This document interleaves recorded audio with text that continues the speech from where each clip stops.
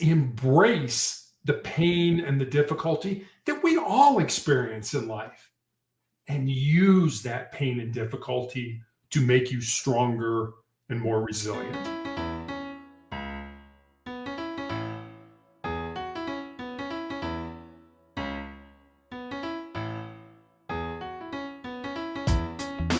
"83% of Americans identify as not very happy, which can hold you back and negatively affect your relationships and your business. On this podcast, we discuss the proven steps to happiness so you can restore balance and rekindle your joy."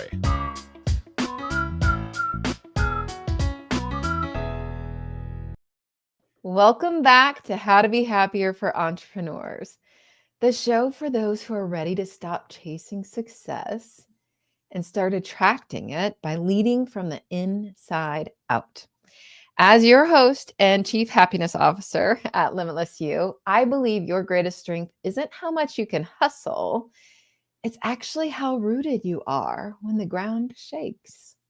So today's guest knows a thing or two about that. Terry Tucker has been an NCAA athlete, entrepreneur, SWAT hostage negotiator, cancer warrior, and motivational speaker. But his message is simple and powerful. You don't have to live an ordinary life. You can lead an uncommon one. He's the author of Sustainable Excellence. And after being on nearly 700 podcasts, I am so honored he's here with us today. He's going to bring his 4 truths and a whole lot of wisdom to the conversation. Terry, welcome to the show. Yvonne, thanks for having me. I'm really looking forward to talking with you. I am too. We're going to have some fun. We're going to, put some inspiration out into the radio waves, and anything and everything is on the table, Terry said. So you guys are so blessed. He is going to be flexing his vulnerability muscles for you. So Terry, on this podcast and in our company at Limitless You, Brad and I believe that the very best way to lead and learn is through shared experience. You've had this incredible multifaceted life, from athlete to negotiator to cancer warrior. You have so much learned experience to share. And I've heard you've developed 4 truths over the course of your journey. Can you walk us through how these truths have helped you stay grounded, and how any of our listeners, whether they're entrepreneurs or not, might apply them when life or business feels overwhelming? Sure. So, it's, in all honesty, it's kind of a funny story how I came up with these truths. I was on a podcast that was called My 3 Truths. And I thought, well, I better figure out what my truths are. And I just didn't throw these together. It was like, here's my 3 truths. I really spent some time thinking about what was important, what was foundational in my life. And I came up with the 3 truths. And then I thought about it after the podcast, and I'm like, there's another one that kind of keeps tugging at me. So I added it as the 4th one. And I'll give them to you. I have them on a Post-it note here. Well, I'm going to put from your Post-it note to mine. It's super. And they're very simple. All 4 of them are 1 sentence each. So the first one is, control your mind, or your mind is going to control you. The second one is, embrace the pain and the difficulty that we all experience in life and use that pain and difficulty to make you stronger and more resilient. The third one is the one that I added, and I look at it as kind of a legacy type of truth. It's what you leave behind is what you weave in the hearts of other people. And then the 4th one, I think, is pretty self-explanatory. As long as you don't quit, you can never be defeated. And I call these 4 truths kind of the bedrock of my soul. I just think they're a good place to start to build a quality life off of. I like that. So entrepreneurs, so I am an entrepreneur of 2 years. I'm a baby. I lived in corporate America for a quarter of a century. But now I know a thing or two about the seasons that entrepreneurs face. And there's some good seasons and there's some hard seasons, whether it's financial, personal, or emotional. So I want to look at your 4 truths and apply them a little bit. So you said as long as you don't quit, you can't be defeated. What does not quitting look like on the hard days when the path forward isn't clear? So, for me, I'll use my cancer experience for this one. Had my foot amputated in 2018, had my leg amputated in 2020, right in the middle of the COVID pandemic, and still had tumors in my lungs that I'm being treated for. And the way I look at this is that someday my pain is going to end. May end through surgery, may end through some type of new medication that comes on the market. Quite frankly, it may end when I die. But if I quit, if I give up, if I give in to that pain, then pain is always going to be a part of my life. So I just don't give into it. I mean, don't get me wrong. There are days when I feel down, depleted. I cry. I feel sorry for myself, all that kind of stuff. But I find when I'm in that situation, I'm looking internally. Woe is me. Look how terrible life is. Look at what's going on in my life. And I find a very simple way to get out of that is to go help somebody else, to go make a difference in somebody else. Whether it's picking up the phone and calling somebody I know who has cancer, hey, how you doing today? Or whether I'm sitting in the waiting room waiting to be treated and somebody new comes in, because you can always kind of tell that they have that deer in headlights look, like, oh my God, it's my first time. Is this going to hurt? Am I going to die? What kind of side effect? All the things that they're going. And just wheeling up to them in my wheelchair and saying, hi, I'm Terry. What's your name? And then just starting a conversation. Now, all of a sudden, I'm not focused on me anymore. I'm focused on another human being and making their life better. And I'll give you this story. It's a true story. It's a psychology professor at the University of Chicago who does this with his students. The idea is you go out, you get on a bus, and in 3 questions, you go deep with somebody. So you sit down next to somebody on the bus. Hi, how you doing? I'm fine. How are you? Question 1. And I'm just making this up. Question 2. What do you do for a living? Oh, I'm a doctor. Question 3. Have you always wanted to be a doctor? Now, Yvonne, it doesn't matter what they tell you. They could say, no, I grew up on a farm and I wanted to be a veterinarian, but X, Y, and Z happened. Or my mother was a doctor, but she'd had a breast cancer when she was 40, and I'm honoring her memory by becoming a doctor. Whatever they tell you, they're telling you their why, their purpose, their mission in life. And that for me is really the most important thing in my life right now. Those connections with other human beings. It's not how much money I make, how important I am, how influential I am, because 100 years from now, nobody's going to care about that. Right. But those connections today are what is important to me. And I think social media just allows us to stay on the surface. Everything's great. Everything's wonderful. It's not. And we know that. How can you get deep with somebody just in 3 questions and develop those relationships? I love that. I love that. I want to pause and honor a couple of things that you said. I think one of the things, and I don't know if I made it up or if I heard it somewhere, but your example is such a beautiful illustration of you don't get what you want, you get what you are. You don't get what you want, you get what you are, right? So when you're not feeling great, you probably would want some support, right? That's why you go in and you start feeling sorry for yourself because you don't have this or you don't have that, and you want those things. But rather than just wanting them, you become them. Right. So you going out to connect with somebody deeply, to support somebody in a time of need. Would you say those are also the things that you want? Oh, absolutely. Yeah. I mean, when I was diagnosed with cancer, I asked myself one very important question, and this is going to seem incredibly obvious. And that question was, do you want to live? And I'm sure people listeners are like, well, of course I want to live. No. When you're told you're going to be dead in 2 years, when a doctor tells you that, and you're 51 years old and your daughter's in high school, the question you have to ask yourself is, do you want to live? And a lot of people, and I've seen this, Yvonne, I've seen people where a doctor said, you are going to be dead in 2 years. And literally on the anniversary of that 2-year mark, they die. Yeah. I've always wanted my life to be shaped by the decisions that I made. Yes. Not by the decisions that somebody else made or that, that I didn't make for myself. So, asking yourself some of those basic questions, you want to live? Some people, the answer is no. No, I don't want to live. I don't want to go through the pain. I don't want to go through the chemo. I don't want to go through the surgery. I don't want to do that. I'll just assume die. I wanted to live. And I ask myself that question from time to time. Do you still want to live?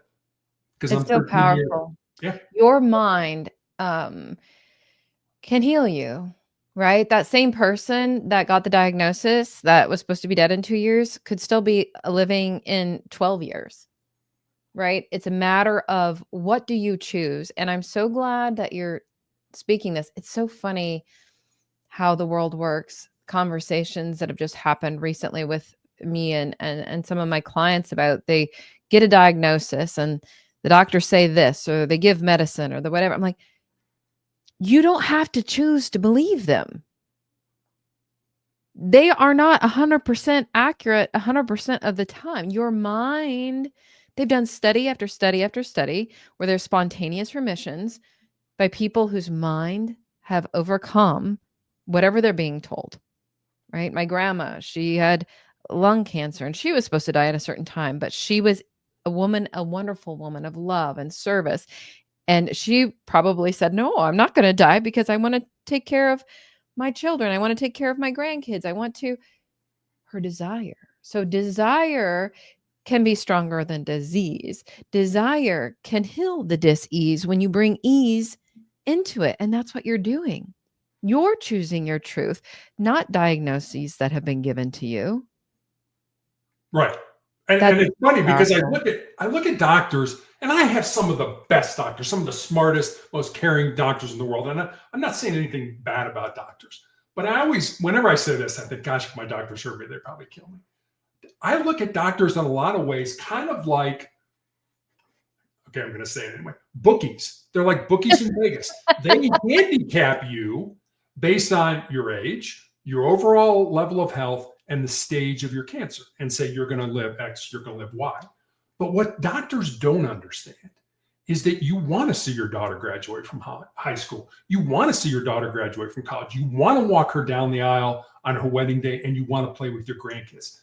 So having something to look forward to is a tremendous. I mean, in terms of your mind, it's like, yeah, I'm going to go through all this pain, this ugliness, and it's going to hurt, and I'm not going to feel good all the time. But you know what? I've got something bigger to look forward to at the end of the road. That's what you got to have in your life, as opposed to, oh, I've got cancer now and things are terrible and nothing's going to, it's not going to work out. You're in the present. And I'm all for living in the present. But when you're dying, you got to have something to look forward to. And I've always said, I've done more living in the 13 years that I've been dying of cancer than I've done in my entire life. And I had a pretty good life before I got sick. Oh my gosh. I want everybody to hear that. I know that I don't watch the news. Don't. I protect my energy, and some people judge me for that, and that's okay. That's their opinion. It's fine. I don't harbor any ill will. What I will say is that by surrounding yourself with the energy that you choose, by choosing your own energy to start and then being selective. I remember I was listening to this one YouTube video of Wayne Dyer. Mm-hmm. And he was diagnosed and his children kept sending him this stuff. And he kept saying, why are you saying this? Why are you sending this? Don't put that on to me. I'm choosing different. And he did choose different. Mm-hmm. And he lived just like you, vibrantly in a whole new way, impacting so many lives, just like you're impacting. You're touching somebody's life. At least one person today, Terry, is going to listen to this podcast and be like, wow, that's a wake-up call. Right? Because we can get stuck in the muck when times are a little bit hard. And I want everybody to, let's pull on the other one. Because I want to help people understand this. You said, embrace. Where did it go? I wrote it down, but not quick enough. Tell me the embrace one again. Embrace the pain. And the difficulty that we all experience in life. And use that pain and difficulty to make you a stronger and more determined individual. Yes. So the English language is a very interesting language. And even if the language wasn't so complicated where the same words have like 1,000 different meanings, every human can perceive those words in a different way than is intended. And I believe I know what you mean by that. And I have my own interpretation of it, and I've used it in my own way, and I teach my clients. But I want you to break it down and explain it to someone who has not yet discovered, why in the heck would I want to embrace pain? That does not sound pleasant. You're right. It doesn't. And it's not. But that's the point of the whole matter. Our brains, our mammalian brains, they're hardwired to avoid pain and discomfort and to seek pleasure. So to the brain, the status quo, the way things are right now, it's comfortable, it's familiar, it should just be left alone. But Yvonne, we know this. The only way you're going to grow, the only way you're going to develop, the only way you're going to improve is if you step outside those comfort zones and you do things that make you uncomfortable. So what am I talking about? And I will recommend this to you, because I do this every single day in my life. Every day, do one thing that scares you, that makes you nervous, that makes you uncomfortable, that's potentially embarrassing. It doesn't have to be a big thing. But if you do those small things every day, when the big disasters in life hit us, they hit all of us. We end up losing somebody who's close to us. We unexpectedly get let go from our job. Like me, you find out you have a chronic or a terminal illness.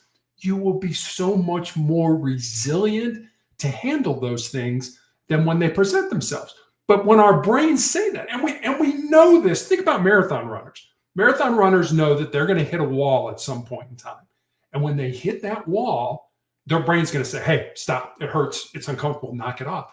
But they also know if they keep going, they can break through that wall, get that second wind, and finish the race. That's true about life as well. Just because your brain tells you to stop, your brain doesn't have your best interest in mind. When it tells you to stop, tell it you can keep going. And let me give you this final story on this. True story, happened back in the 1950s, but it's a rat story, so hang with me because I'm going to tell you a rat story. 1950s, there was a professor at Johns Hopkins University who was doing an experiment with rats. And he wanted to see how long the average rat could tread water. And the initial experiment was rats treaded water for about 15 minutes before they sank and drowned. So he took another group of rats, put them in a tank of water that was over their head, and he watched them. And as the rats started to struggle, he reached in, grabbed them, pulled them out, dried them off, and let them rest for a while. And then he put those exact same rats in that exact same tank of water. And on average, those rats treaded water for 60 hours. Wow. Think about that. First time, 15 minutes. It's not like, your business is going to go under, you're going to flunk a test, your marriage is going to fail. You're going to die. Your life's going to be over. Second time around, 60 hours. Taught me two things. Number one, the importance of hope in our lives. That if we know we're doing the right things, maybe not today, maybe not this month, maybe not even this year, but if we're doing the right things, there's a good chance we'll get to where we want to be. And the second thing it taught me was just how much more our physical bodies can handle. Now, don't get me wrong. I think everybody has a breaking point, but that breaking point is so much further down the road. We quit, we give up, we give in because our brains tell us to, and we listen to them. Yeah, I want to rewind. This is great. This is so powerful. So at Limitless You, that's the company that sponsors this, and there'll be a message at the end. If you want to learn more about it, you can do that. There's so many great free resources. But the three things that we talk about that are important into your new way of living, and I want you to imagine these three things on an infinity loop. Okay? The first is realize, right? And you've heard awareness is the first step and all this powerful stuff, but this is deeper. Mm-hmm. This has to go to your subconscious because otherwise you're just doing surface work. So you have to go deep. We leverage hypnotherapy, memory consolidation, all sorts of things, but there's a way you get to your subconscious. So if you're thinking out there and you're listening and you're like, I have this pain or I want this thing, you probably don't even know why the pain is there or why you want the thing that you want. If you're just operating in your conscious mind, which is only 5% of the game by the time you're 35, and mostly after 10, it's not in charge. So then you have to recode, you have to choose. That's the second thing. So now you have the awareness, what you want, why you want it, who you are. You don't just get to stop there. You got to recode. You got to choose, right? So like you said, Terry, you got to choose something. You got to want something. You got to be clear on that. And then the third thing is rewrite. You have to take action to show your mind that you can do 60 hours instead of 15 minutes. To show your mind that you can live past 2 years, if that's your diagnosis, instead of what they've told you. You have to choose and show and take action, right? So you're saying like you have these limits, but you can go much further. Your mind won't believe you until you show it. Yeah. So I always like to do this little fun thing. So I'm not going to make you pledge allegiance, but if you're listening, hold up your right hand. Terry, hold up your right hand. And just gently tap yourself on the face. Like if you went around hitting yourself on the face all the time, like then you get a different diagnosis. I'd be in a straitjacket, right? Yeah. So you have a hand, but your hand's not Terry and this hand's not Yvonne, correct? Right. That's just a part of a physical body we've been given. Your mind is no different. Mm-hmm. It is just a tool you've been given. What happens is people identify as that's who they are. Right. Your mind's job is only to keep you alive. But we want to be shifting, just like we talk about at the beginning of the podcast, from survival to thriving. Your subconscious mind is just going to make sure you survive. Right. And it's the most risk-averse thing on the planet. So that's why you need to feel, right, that it's safe, that you need to see for yourself and through experiences like Terry's sharing with us today, right? That what your mind is telling you is impossible is actually possible. That what your mind is trying to limit you with, you are actually limitless, right? And if you have thought anything less, I want you to be inspired and listen to what Terry's doing. Terry, you've overcome so much. You've coached, you've led, you've survived things that most people can't even imagine, right? And this is not about judgment. If you're listening and you're like, oh, well, she's judging me because I'm upset or struggling and I haven't gone through all Terry's gone through. Absolutely not. On this podcast, there's 4 things. So you have 4 truths. I have 4 things too. We want to make sure that we don't get stuck in fear. Unless you're in mortal danger, then run, fight, or freeze and play dead. But if you're not in mortal danger, fight or fear. We want to let go of fear. We don't want it to hold us. We want it to inform us, but we have to choose the truth it's informing us with, right? Fear, judgment of self or others, right? Self-pity, like you're talking about earlier. And the last one I just added, it's so funny. I love the synchronicities. I had 3 for the longest time. And 2 weeks ago, I added doubt. Cool. Okay. So fear, judgment, self-pity, or doubt. If those 4 emotions come up, I want you to channel your memory from this podcast, right? And I want you to channel Terry and be like, let me do something that helps prove to my mind that those are old signals. Because your mind is just signaling those 4 things based upon whatever it coded probably before you were 10 years old. And your physical sensations, right? So when you get, let's use scared. When you get scared, people numb out. They don't really feel their body. But when you get scared, right, you might get tense or you might get hot or I don't know, some physical sensation. Those same physical sensations could also mean you're excited. So it's not the thing. So I want to go back to your embracing the pain. And I like the discomfort thing that you mentioned. I want you to bring your emotions and what you're interpreting as pain closer. Like Terry said, embrace them. Get curious. So I have this thing equals MC squared, mindful thinking raised to the power of compassion and curiosity. Embrace them. That's why you would do it. We're in the information age. If you're an entrepreneur, you're probably paying a lot of money for data. Data about your audience, data about what they're buying, data about what they're not buying. Your pain and your emotions, that is just data. It's information. So when Terry tells you to embrace it, that's why. It's valuable information. And with that information, you can get curious and be like, why am I feeling that?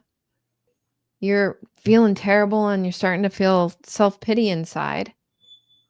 You could get stuck in that self-pity. Or like you did, you could be like, okay, well, what do I want? Well, I want support and I want comfort and I want human connection. So that's what I have to be. Yeah. I mean, you've hit the nail right on the head. And and there's an Olympic, he's dead now. His name's Larry Basham, but he wrote a book kind of about what we're talking about. And he talks about how, especially in the Olympics, what's it all about? I got to win. And he's like, no. When you get to when you have to win in life, you choke. But if you, instead of thinking about I have to win, what are the processes that I have to focus on? When I was a basketball player, what is the process of shooting a free throw? Are my mechanics correct? Is my thinking? It doesn't matter whether I make the free throw or not. I don't really have a lot of control over it, but I have control over the processes in my life. Are your processes in life, whatever it is, whether you're an entrepreneur, whether you're dealing with an illness, whether you're a parent, whatever, are your processes ideal?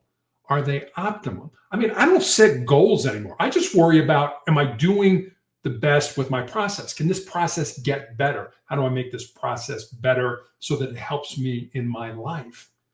Those are the things I think we need to concentrate on, not whether I win or I lose. And I'll give you this quick story. When I was growing up, John Wooden was the basketball coach at UCLA, and UCLA was dominating at the time. They won 7 national basketball championships in a row.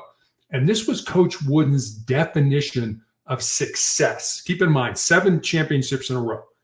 Success is peace of mind, which is a direct result of self-satisfaction in knowing that you did the best to become the best that you're capable of becoming. It doesn't say anything about winning. Did you do your best? Because if you did, then you will have self-satisfaction in your life. Yeah, I love that. I want to add a little something, again, because of the English language. And as a recovering perfectionist and consultant and process re-engineering expert, you can get obsessed with the processes. What you said, though, Terry, is that are the best ones for you. Another thing you said I want to be clear on, just because you're capable doesn't mean you should do it. Right. Just because you can be the best at something doesn't mean you have to. I want those listening to take your advice and apply it to their authentic desire. We are in an age of trying to be like everybody and everything and judgment if you're not close, and people are just going in a direction of quantity versus quality, and quality is defined as what is valuable to you, not to the Terry that your mom and dad wanted you to be, not to the Terry your daughter wants you to be, not to the Terry I want you to be. Who the heck are you? When I ask people I talk to them about their authentic self, like, how do I know? Right? Because I tell people, like, for me, I think maybe in kindergarten, there was an exercise that said, what do you want to be when you grow up? And then after that, nobody was really asking me what I wanted. Get these grades, do this thing, be like so-and-so. You got to survive, get the job, like all the things. And it's, for me, I'm lucky because my parents did it out of love. There are some people that they are not in that loving environment like I was. So I want you listening to think, how do I first, step number 1 is figure out who the heck I am and how is it loving to me? What is loving to me? I'm going to put up here, you can take our self-love quiz at unlocklimitlessyou.com/quiz. It's less than 5 minutes. And It's 12 questions, and then make sure we don't end up in spam or junk. It's free. You get insight into your way of being with yourself and the way of being with others. Because Terry, if you didn't love yourself, if you didn't care for yourself when you went to be of service to those people at the hospital, you're not doing the best you can for them. Right? And you know that. You're right. And I think that's something I learned early. I wanted to follow in my grandfather's footsteps. My grandfather was a Chicago police officer from 1924 to 1954. And in 1933, he was shot in the line of duty with his own gun. It was not a serious injury. He was shot in the ankle. But my dad, who was an infant at the time, always remembered the stories growing up that my grandmother told of that knock on the door of Mrs. Tucker, grab your son, come with us, your husband's been shot. And so when I expressed an interest in going into law enforcement to follow my grandfather's footsteps, my dad was absolutely not. You're going to college, you're going to major in business, you're going to get out, get a great job, get married, have 2.4 kids, and live happily ever after. Exactly, right? But that's the life my father wanted me to live. That's not the life I felt I was supposed to live. And my first 2 jobs out of college, I was in the marketing department of the corporate headquarters of Wendy's International, the hamburger chain. And then I went to work for the hospital that cared for my father and my grandmother as they died. So I went into business because and I could have said I graduated from high school. My dad was dying of cancer. I could have said, sorry, Dad, I know you're dying, but I'm going to go do my own thing, blaze my own trail. Or out of love and respect for you, I will do what you want me to do. And so my first 2 jobs were in business. And then at 37, I made that major pivot in my life to become a police officer. But Yvonne, I'll tell you this. One of the things I'm most proud about in my life is that I never let my dream die. Yes. I could have said, hey, I'm making decent money as a hospital administrator. It's an 8 to 5 job. No big deal. But I'm like, no, I am supposed to do this. Now, granted, I took a whole lot more Tylenol in the police academy than my younger counterparts, but it was what I was supposed to do. It took me a while to get it, but eventually I got to where I was supposed to be. I love that, guys. Listen, he never let his dream die. It's not too late. Right. I just changed to my dream, and I was, what am I? Don't tell anybody, but I'm 49 right now. So I was 47. So it took me 10 years longer than it took you.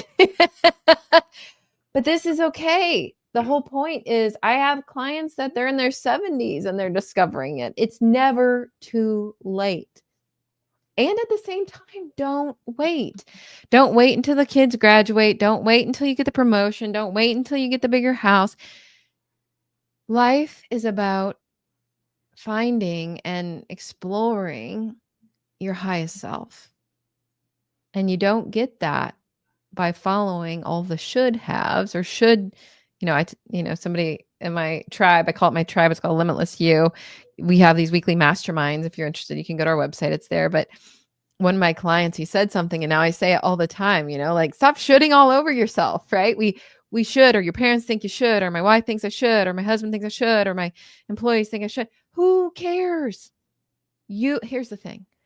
I want to go back to this example. Imagine if you were wallowing in your self-pity and you went to the hospital, not to be of service, not to be what you want, but to get what you want. Right? That experience energetically, metaphysically, everything is going to be totally different for them and for you. Now, the same is true. You can't be, I'm sorry, I believe the golden rule is wrong. I was taught the golden rule, do unto others as you would have them do unto you. But you first have to do unto yourself as you want to be done unto. The most important relationship that you will have in your whole life is the one that you have with yourself. That's why I want people to go take that quiz. Because self-love, you hear it all over the place and blah, blah, blah, blah, blah. But I want people to really understand. And the way to really understand it is to ask yourself some questions about your way of being and your way of being with others. And I want to ask you this now, Terry. So you've said, right, that you're not going to quit. You've said that you can be resilient. You said that you can push your edge. I want to bring self-love into this now. A lot of my listeners, they can do that. They know how to hustle. They know how to push their limits. What we're working on is how do I lead from purpose and passion? And then how do I also make time for compassion and rest and restoration? Right? Because there is an edge, there is a burnout. Mhm. There is a point where you cannot physically be or mentally be your best self. So all the sacrifices that you're making for everyone else, you're not doing them any favors because you're not giving them your best self. So the world we're living in rewards speed, hustle, surface wins. You talk about sustainable excellence, the kind that doesn't burn us out or disconnect us from what matters, which is what is valuable to our authentic self. So going back to desire, that dream, the essence of who you are. How do you do it all? Like, what is the advice you would give to an entrepreneur that's listening, that's reaching burnout, that is looking around and still doesn't know who they want to be when they grow up?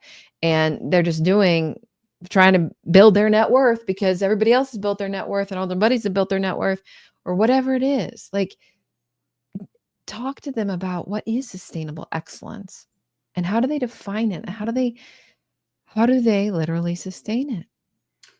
Yeah, what is sustainable excellence? I write this book, Sustainable Excellence, and they're like, well, what is excellence? I'm like, I don't know. Like, what do you mean you don't know? You wrote how do you, what, you know? And the way I look at excellence is the way I look at beauty. I think it's in the eye of the beholder. You have to define what excellence looks like for you. I mean, Yvonne, you and I may look at a sports team or, a concert or a play or whatever, and they're great. They're excellent. And we said, yeah, I think they're good, but I don't think they're excellent. So it's got to excellence has got to be defined by you. Have you done what you believe is excellent? But I'm sure you know this from your clients. What happens when you attain excellence? Most people kick back, put their feet up on the desk, pour themselves a drink, and be like, I've arrived. I've made it at the top of the mountain. And what happens? 6 months from now, a year from now, boom, somebody passes them up. Like, what happened? You didn't sustain it. You didn't continue to evolve. You didn't find new clients. You didn't find new markets. You didn't find new products to invest in. Having said all that, if people remember nothing I say, remember what I'm going to say now. It's more important who you work with and who you work for than it is the work that you do. Find people that care about you. Find people that are willing to invest in you. Find people that want to see you succeed. Hitch your wagon to those people and climb your mountains together. Yeah, I love that. We talk about, I call it my tribe, right? And we talk about energy. And I want you to take Terry's advice and also put an energetic lens on it. I want you to think about, how do you feel around those people? Not just that, oh, they made a lot of money and I want to make a lot of money, and so I'm going to hitch my wagon to that person. That's what a lot of people, they might not even actually heard what you just said. So I want to give examples, right? So this doesn't mean who's made all this money, and doesn't matter who they walked on, doesn't matter if they've walked on you. You think that maybe you want some of that. That is not sustainable. I want you to go back to the first thing that you said, right? Which is, what does excellence mean to you? And somebody might be able to rattle that off. I want you then to play the why game. Well, why is that excellent? Why is that important to you? The answer, why is that important to you? There's also something on our website. I love it. Dean Graziosi made it famous on Lewis Howes. I don't think he invented it, but you like, well, what do you want? And then you ask yourself, well, why is that important to me? And then you look at that and they say, well, why is that important to me? And then you do that 5 times. And there's a cute little template that I created that people can have, but figure out really why you want what you want, and then be excellent at that. because what you start with on the surface is probably not your deep why. It's most likely a conditioned why. And that deep why is deep in your heart, deep in your subconscious. Sometimes you need a little help getting there. You can, I'm going to put up here how you can reach out to Terry and how you can reach out to me. We're excellent at helping people figure this stuff out. Terry on motivationalcheck.com, or you can book a free call with me, take the quiz, and let's talk about what did you discover at unlocklimitlessyou.com/call.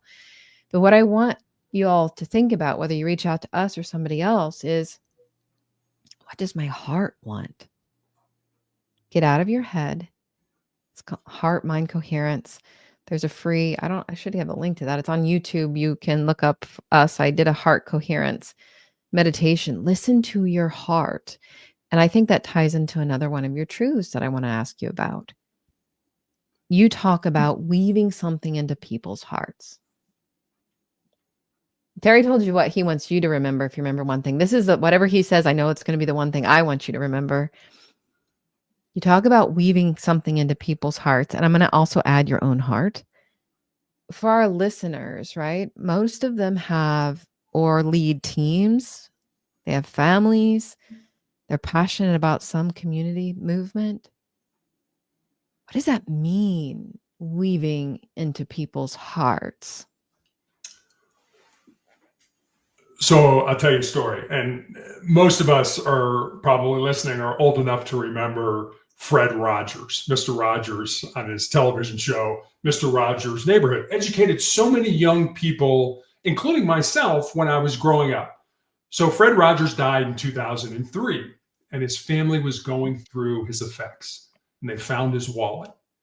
And inside his wallet was a scrap piece of paper on which Mr. Rogers had written 4 simple words. Life is for service. I look at it as, especially with my disease, this is bigger than me. What in your life is bigger than you? Is it your family? Is it your faith? Is it your friends? Is it whatever that is? What's bigger than you? And I always, I look at that and say, okay, this is bigger than me. For me right now, I look at it as God is using my infirmity, my cancer, to show people his love, his mercy, his grace, his peace, his healing. That's what's bigger than me. I am being used by something that's bigger than me. What are you being used by? And I don't mean used by somebody's using you, but what is something good? Like you mentioned, maybe it's the people you work with. Maybe you take an interest in them. My dad spent a lot of years working for McDonald's. McDonald's had, and they may still do, but they had, the people in their stores, they gave them college scholarships to improve themselves. Ray Kroc, the founder of McDonald's, had different homes around the world. Anybody in the McDonald's system, first come, first serve, you could use that home. So if you're flipping burgers at some restaurant in, the Bronx, New York, you could get an access to that condo on the intercoastal waterway in Florida and take your family down there. What are you doing that's bigger than you? What in life is bigger than you? Nobody cares about you. What do you? I care about you. No. Nobody cares about you, but I want you to care about other people. I want you to make a positive dent in other people's lives. What I would add to that is, I believe that, actually modern science has proven it. Like, we're all energy and we're all connected. So even though there's space between us, even though skin is overrated, our energy doesn't contain within our skin, it's connected. And we're all connected. So we are bigger than us, but we are a part of it and we are connected and we're not alone. Right. And so when you are in service of yourself, you're in service of others. When you're in service of others, you're in service of yourself. We cannot be separate. Right. We are all in this together, right? We are. And I'm going to say this again. And I feel like, this took me a long time to learn, because this self-love and all this stuff, when I was growing up, anytime you thought anything of yourself, you're egotistical. Now they call it narcissism. Right. And there is true narcissism what I want people to understand is, how do you become your best self so that you can be of the best service? If you can't be your best self, you can't be of the best service, and you're connected. So even if you're like, well, I'm not my best self, but I'm not impacting anybody, that's also impacting people. Whether you're doing or not doing, it is impacting. And so I want you to put your self-health first and know that that's not selfish, and take Terry's truths and know that they all apply to you. Can I add a story to that real quick? Yeah. And I want you to tell them how, I want you to say the 4 truths again. Okay. And this time, I want you to expand on the English language so people know that it's not at the cost of who they are. It's not at the cost of their well-being. It's actually the opposite. They might not hear that the first time. So as you tell them and as you tell your story, I would love for you to help that shine through. Sure. So I'll give you the 4 truths, and I think that story may help shine that through. First one is control your mind, or your mind is going to control you. Second one, embrace the pain and the difficulty that we all experience in life, and use that pain and difficulty to make you a stronger and more resilient individual. Number 3 is the legacy truth. What you leave behind is what you weave in the hearts of other people. And the 4th one, as long as you don't quit, you can never be defeated. And here's the story. When I was taking a clinical trial drug, and I was on this drug for about 4.5 years, when I first started on it, there was a very young nurse, about 25 years old, who was already a nurse, but learning how to do things on the unit. And about 6 months later, she was taking care of me by herself. And she came in and she said, Terry, I've got a story I want to tell you, but I'm a little uncomfortable telling it to you. And Yvonne, I was like, how do you respond to that? Like, I was like, well, I hope you decide you want to tell me that story. So she's in and out for the next couple hours doing what needs to be done for my treatment. Finally comes in, sits down, says, all right, here's the story. She said, when I first met you, I was going to quit nursing. I'd had a very good friend of mine die. I was in a really dark place. I talked to my family. I was going to quit nursing. I was going to go to work for Amazon. And she said, and then I met you. And I see what you go through every day when you come for treatment. I had a terrible reaction to my medicine. And she said, then I went back in your file and I read everything you've been through over all these years. And she said, when I finished reading your story, I knew I was where I was supposed to be. Now, if she would have never told me that story, I would have had no idea that just my life, the way I live my life, had such a profound impact on this young woman. I can promise everybody who's listening to it, there are people out there watching how you handle your adversity in life and would give almost everything they have just to walk 5 minutes in your shoes. So don't think your story doesn't matter. Don't think your journey, nobody cares. I can promise you, your story, your journey can teach people how to have and live a better life. Oh my gosh, it's so powerful. And the synchronicities keep coming up. We had the tribe today, and the summer people not as many people come every week. Sure. That's in a lovely, small, intimate group. So what I've been doing in the summer is just, there's no real main agenda. They are the agenda. What do they need? And what's been so powerful is people are like, oh my God, hearing that person's story helped me see something in a new light, right? It gives you distance from whatever it is that you're, like you were said, your mind is controlling you, right? It wakes you up and takes you out of that trance. Because people are like, oh, I don't know about hypnotherapy, Yvonne. I don't want to be in a trance. That's scary. I'm like, you're already in a social trance. So this is a good one. So this one is getting you out of the trance, right? So your point is spot on. Like I was telling the tribe today, I'm like, it is almost comical when you can step back and you can see how, when you don't know what you don't know, how unique you think you are and how alone you think you are. And the total opposite is true. Like the external parts might manifest differently, but the human experience is so shared, and you're not alone.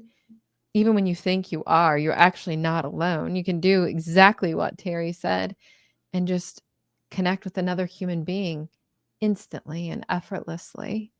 And that's what I believe the human experience is all about, is that connection. Terry, I love your truths. When you read them, here's what came up for me for the first truth. And you might have to help me here. I type faster than I can write, and then I can't read my own handwriting. For the first one, I used to think I needed to control my mind. I want people to think about aligning your mind to what matters to your intentions, to matters to you, right? So align your mind, because remember, your mind is working for you just like your hand is working for you. So let's stop letting our mind slap us around. Let's get them in alignment. The second one, I don't remember it exactly, but what came up for me was compassion. Have compassion for yourself. We're so hard on ourselves. We're judging ourselves. And that's not your fault. It's conditioned, probably from a very, very, very young age. Like I've had people remember things from the womb, from less than a year, from less than 5 years that they didn't remember consciously. The third one is love. When in doubt, just love. Mm-hmm. Everything that we do as human beings is for an emotional payoff. It really is. If you look at anything you do it for some emotional payoff. Love, connection, belonging, safety, whatever it is. So start with love. And then the last one, I love what you said, is strength. Quite often, people focus so much on the strength that they don't think that the others can exist alongside. But actually, the vulnerability that you shared today, that is strength. When you cry and you let yourself feel, that is strength. When you love yourself anyway, that is strength. Terry, you are a story of strength. And I feel like you are a wonderful example of alignment, compassion, love, and strength. I've received your energy, and I know my listeners have too. I want to end with one question. This is how to be happier for entrepreneurs. And if I had to, I would just say for everybody, for human beings, but it's too late to change the name now of the podcast. But if you're human and you're listening, I want you to start defining happiness for yourself. And let's get inspired, Terry. What do you think happiness and what does a happy life mean to you now? How's your definition changed? In a lot of ways, I think that it's kind of a difficult question because I'm not trying to be happy. I'm trying to find peace. And if you're happy, that means you can be sad. If you can get something, it means you can lose something. But peace is something different.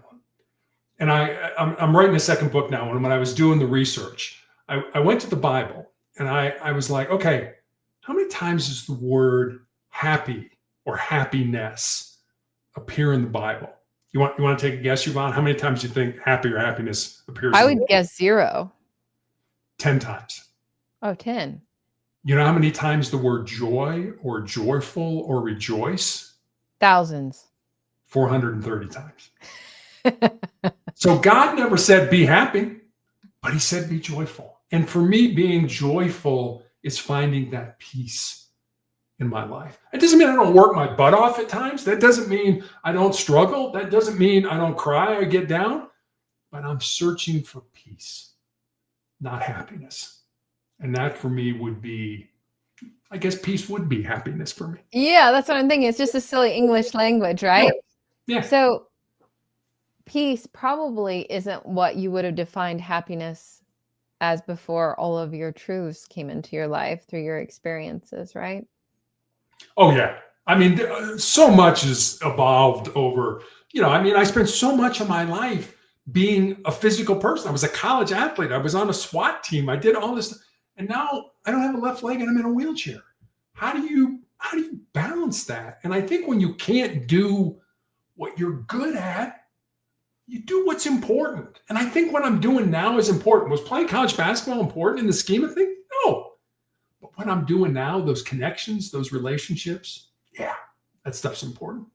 I love that. And you've defined it for yourself, and it can evolve over time, just like it has for Terry. And I feel like, to me, and it's so interesting, like as you're speaking, like happiness to me is just being. Yeah. That's what you're the best at. But how often do we allow ourselves just to be as we were designed? How often do we know who we are? So your peace is settling into your being. And you can figure out, if you're listening, like, I don't know what they're doing. How am I going to do that? Just start listening to your emotions and your feelings. What are they telling you? What do you want them to tell you? So like Terry said, don't let your mind define it. You define it. So I'll end with one little thing for you guys to take, because every single day, every single episode, I want to give people practical tools that they can actually take action with so their mind can start believing them. When you feel angry or sad, your body has physical sensations, right?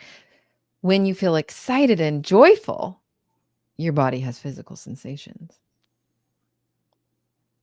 I want you to just take a notice, right? Because I do this with my tribe and they're like, oh my God, it's so true.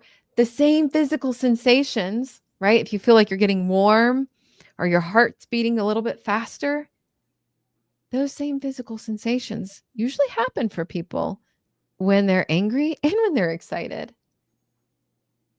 And you get to tell your mind which one you're going to choose. Terry's telling his mind all the time, and he's making a huge impact. Terry, you're making a really big impact just by being here today, and I really appreciate you. Thank you for joining us. Yvonne, thanks for having me on. I really enjoyed this. Yeah. Can you just let people know one more time, how do they find you? How do they get your book? Where do they check you out? Yeah, I mean, you can get Sustainable Excellence anywhere you can get a book online. You can also get it and reach out to me at my website, which is motivationalcheck.com. Yeah. You want to touch his energy, ladies and gentlemen.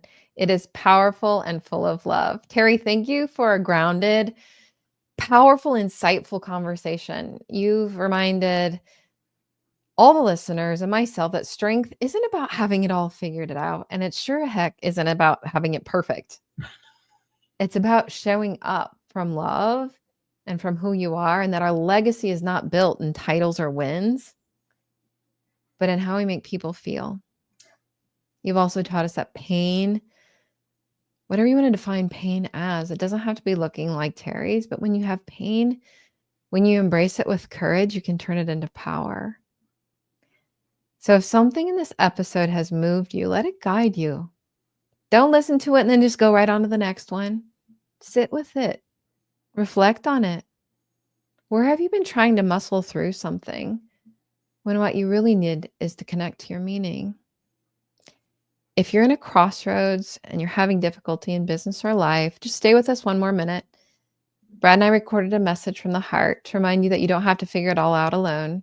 Whether you reach out to Terry at motivationalcheck.com or you visit us at unlocklimitlessyou.com/call, just move towards wholeness, not burnout, towards your truth, not your conditioning. Stick around. Listen up. We'll be right back.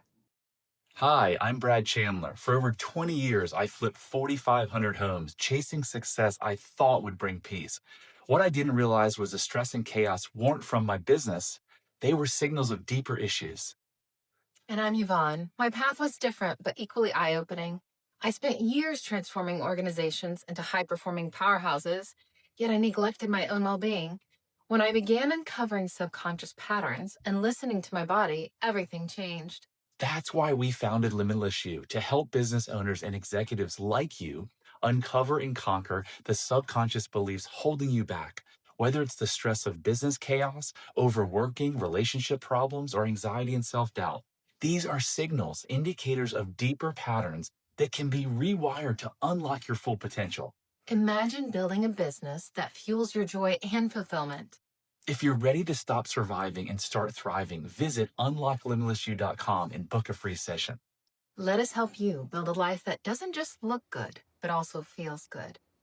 Until next time, lead with truth, stay unshakable, and remember, you don't have to be perfect. You just have to be you. It's time to be limitless you. Until next time, everybody. Hit subscribe if you don't want to miss out on more life-changing content. And if you're struggling, you don't have to. Go to bradchandler.com/contact. There, you can join the Facebook community of like-minded entrepreneurs, and you'll see a button to schedule your freedom and happiness call. See you on the next episode.